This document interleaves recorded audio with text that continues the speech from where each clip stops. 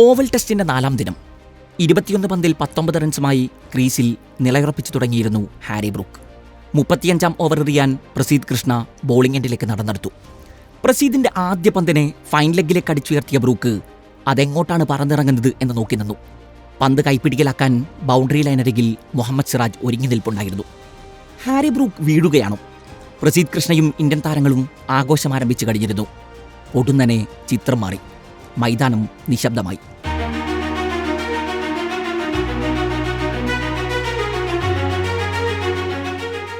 മുഹമ്മദ് സിറാജ് ഇപ്പോൾ boundary line പുറത്താണുള്ളത്.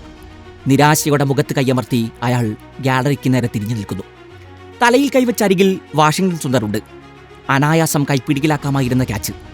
എങ്ങനെയാണ് അയാളുടെ വലങ്കാൽ ബൗണ്ടറി കുഷ്യനിൽ തട്ടിയതെന്ന് ആർക്കും മനസ്സിലാകുന്നുണ്ടായിരുന്നില്ല. ഗാലറിയിൽ ഇംഗ്ലീഷ് ആരാധകരുടെ ആഘോഷം. ഇന്ത്യൻ ആരാധകരുടെ മുഖത്ത് നിരാശ നേളിച്ചു കിടന്നു. ക്യാച്ചസ് വിൻ മാച്ചസ് എന്നാണല്ലോ. ക്രിക്കറ്റ് മൈതാനങ്ങളിൽ ചിലപ്പോഴൊക്കെ ക്യാച്ചുകൾ മത്സരഗതിയെ തന്നെ നിർണ്ണയിക്കാറുണ്ട്. ആരെക്കാളുമേറെ ഇന്ത്യൻ ആരാധകർക്കത് നന്നായി അറിയാം. ഒരത്ഭുത ക്യാച്ചിന്റെ പിൻബലത്തിൽ ഇന്ത്യയുടെ വിശ്വകിരീടം ഷെൽഫിലെത്തിച്ചിട്ട് 1 വർഷം പിന്നിടുന്നേയുള്ളൂ. കെൻസിംഗ്ടൺ ഓവലിൽ ഡേവിഡ് മില്ലറെ പുറത്താക്കാൻ ബൗണ്ടറി ലൈനരികിൽ വെച്ച് സൂര്യകുമാർ യാദവ് എടുത്ത ക്യാച്ചാണ് അന്ന് ഫൈനലിന്റെ വിധി നിർണ്ണയിച്ചത്. ഇന്നലെ കെന്നിംഗ്ടൺ ഓവലിൽ സിറാജ് ആ സുവർണാവസരം നഷ്ടപ്പെടുത്തിയ ശേഷം ടോപ്പ് ഗിയറിലായിരുന്നു ഹാരി ബ്രൂക്ക്. അതേ ഓവറിൽ അയാൾ പ്രസീദിനെ 2 തവണ അതിർത്തിയിലേക്ക് പായിച്ചു. പിന്നെ തുടരെ ബൗണ്ടറികൾ. 61-ാം ഓവറിൽ ബ്രൂക്ക് സെഞ്ചുറികൾ തൊട്ടു. അതും വെറും 91 പന്ത് കളി. ആകാശ് ദീപിന്റെ പന്തിൽ പുറത്തായി മടങ്ങുമ്പോൾ 2 സിക്സും 14 ഫോറും സഹിതം 111 റൺസ് സ്കോർ ബോർഡിൽ ചേർത്ത് കഴിഞ്ഞിരുന്നു ബ്രൂക്ക്. 4-ാം വിക്കറ്റിൽ ജോ റൂട്ടിനൊപ്പം 195 റൺസിന്റെ കൂട്ടുകെട്ടും അയാൾ പടുത്തുയർത്തി. ഇംഗ്ലീഷ് സീരീസിൽ പലവരു മൈതാനത്ത് ഇന്ത്യൻ താരങ്ങൾക്ക് ഇതിന് സമാനമായ പിഴവുകൾ സംഭവിച്ചിട്ടുണ്ട്. ഇന്ത്യ തോറ്റ ഹെഡിംഗ്ലി ടെസ്റ്റിൽ യശസ്വി ജയ്സ്വാൾ പാഴാക്കിയത് 4 നിർണായക ക്യാച്ചുകളാണ്.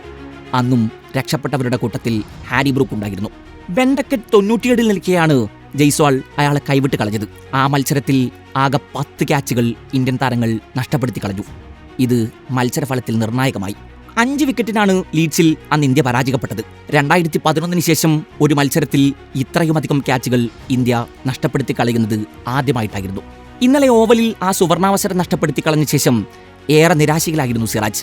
ആദ്യ ഇന്നിംഗ്സിൽ ടീമിന്റെ ഹീറോയായ തനിക്ക് പൊടുന്നനെ ആരാധക ഹൃദയങ്ങളിൽ ഒരു വില്ലൻ പരിവേഷം ലഭിച്ചിട്ടുണ്ടാകും എന്ന് അയാളുടെ മനസ്സ് മന്ത്രിച്ചു കാണണം. പ്രസീദ് കൃഷ്ണയോട് സിറാജ് ക്ഷമാപണം നടത്തുന്നത് ക്യാമറകൾ ഒപ്പിയെടുത്തു. പ്രസീദ് സിറാജിനെ ആശ്വസിപ്പിച്ചു.